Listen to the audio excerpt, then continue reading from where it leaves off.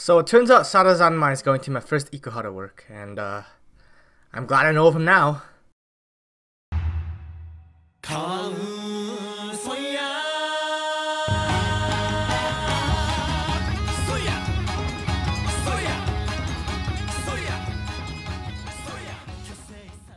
So, director Ikuhara Kunihiko and his works, including Mawaru Penguindrum and Revolutionary Girl Utena, are beloved in certain circles, and I'm starting to see why. Taking note of the various eccentricities has been fun, even if it's only twice an episode. Part of that is because paying attention isn't my strong suit. However, the show is very busy, visually and narratively speaking. Each scene feels like it's filled to the point that it drags on past the screen, and each episode has a nice hook that ties into the next.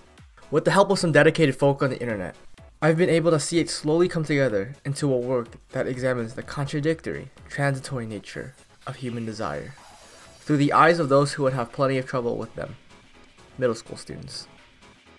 The show makes it clear that people's desires are something hidden from others, with the utmost effort, and our boys, Kazuki, Enta, and Toi, are no different. If anything, they're the perfect example of vulnerability, being developing juveniles under the extreme pressure of alienation.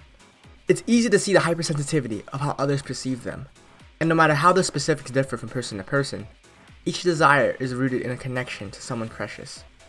But the paradox in desires is that they could push the holder away from the person who is the source of it. Whether it's self-imposed or involuntary, the result is a harsh, digging loneliness that pushes the person deeper into the perceived connections to compensate.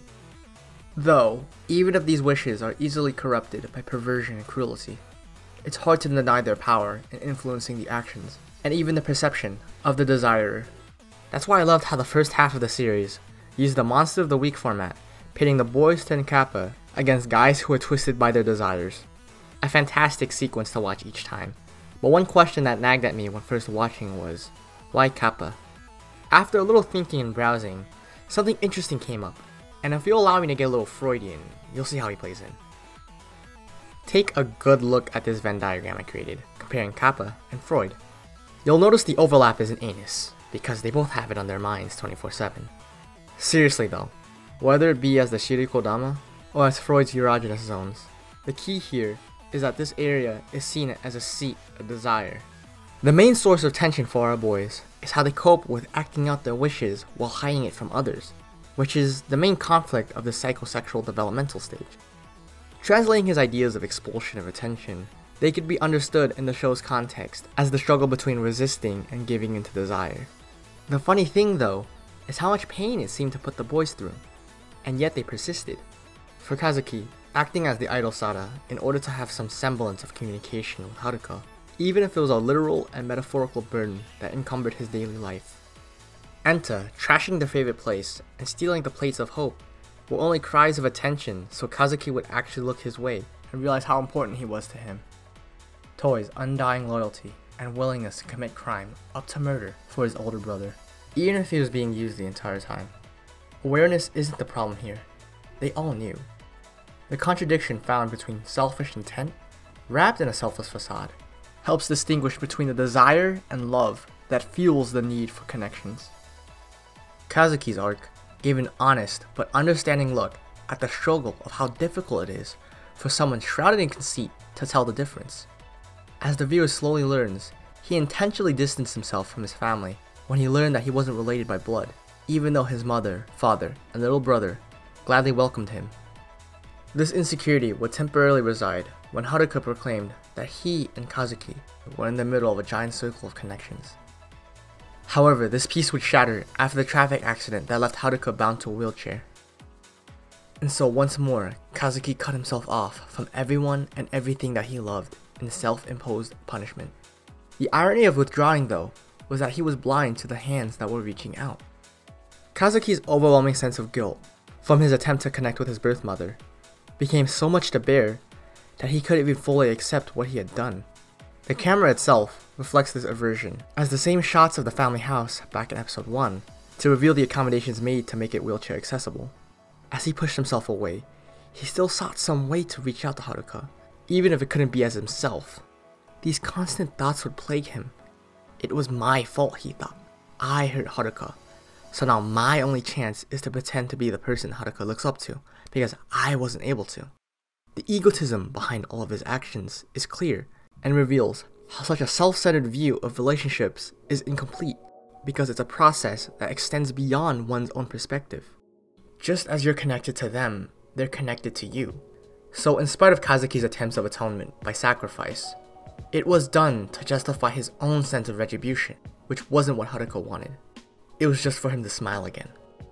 But this pure-hearted desire isn't always the case, and the show recognizes how devious they could become. That was the tragedy behind Reo and Mabu's relationship throughout the anime, since he couldn't realize that his lover hadn't betrayed him at all, and in fact was denying his own feelings in order to stay by his side. In that ignorance, he spat out poisonous words countless times towards Mabu for being an emotionless doll. But he did. He really did have them, and could do nothing about it, because if he were to even say it, boom goes his heart. Just a little side note, what a poetically fitting death. It just fits too well.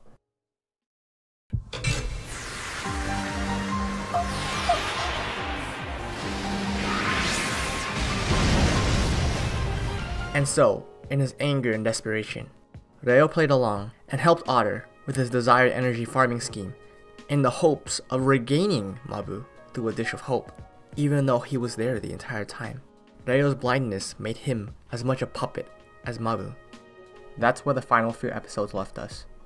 Toi himself falls into that same despair after Kazuki used the final dish of hope on Enta, losing any chance to revive his dead brother.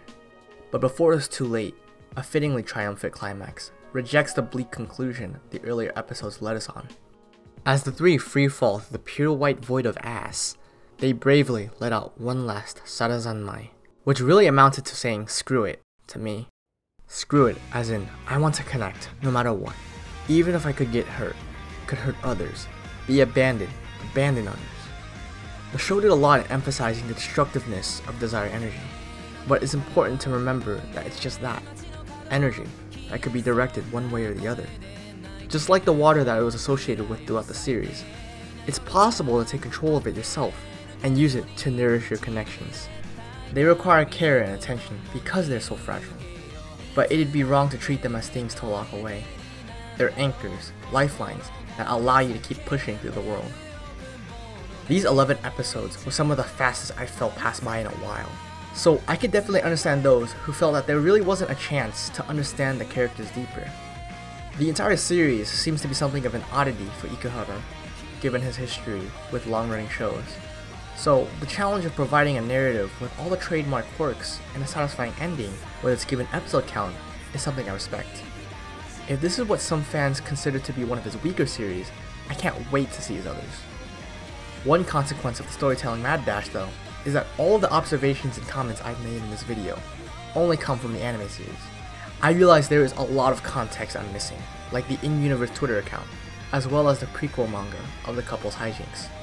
Even then, Sarazanmai was a sincere, entertaining ride from start to finish, and it looks like it's in good shape to be one of my top anime of the year. So please, give it a watch if you think you might like it.